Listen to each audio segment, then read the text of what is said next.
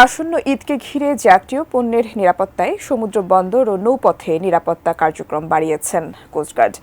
পণ্যের দাম বাড়াতে লাইটার জাহাজ যাতে ভাসমান গুদাম হিসেবে ব্যবহৃত হতে না পারে সেজন্য নিয়মিত নজরদারি করছে বাহিনীটি।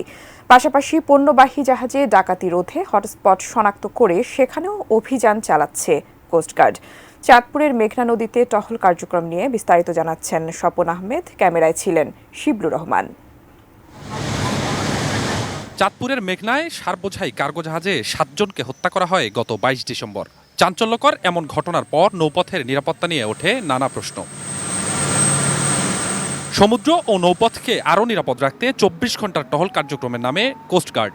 এরই অংশ হিসেবে চাঁদপুরের মেঘনা নদীতে সোমবার নিরাপত্তা মহড়া দেয় কোস্টগার্ডের চৌকস দল।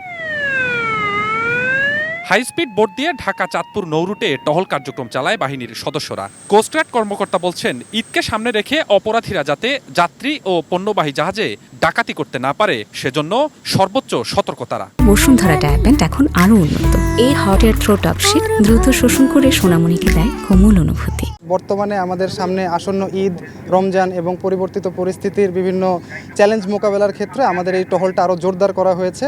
একই সাথে পণ্যের দাম বাড়ানোর উদ্দেশ্যে লাইটার জাহাজগুলো যাতে ভাসমান পণ্যের গুদাম হিসেবে ব্যবহার না করা হয় সে বিষয়েও সতর্ক আছেন তারা। আমাদের সীমিত জনবল হলেও আমাদের বর্তমানে দেশের কল্যাণের ক্ষেত্রে, দেশ ও মানুষের কল্যাণের ক্ষেত্রে আমাদের নিজেদের সম্পদ, সীমিত সম্পদকে আমরা ম্যাক্সিমামভাবে ইফিশিয়েন্টলি ইউটিলাইজ করার চেষ্টা করছি যেন আমাদের দেশ ও মানুষ এর ফলাফল দ্বারা উপকৃত হয়। দেশের অভ্যন্তরীণ নৌপথ, নদীর তীরবর্তী অঞ্চল সহ উপকূলীয় অঞ্চলগুলোতে নিরাপত্তা নিশ্চিতে আস্থার প্রতীক হয়ে উঠেছে বাংলাদেশ কোস্টগার্ড।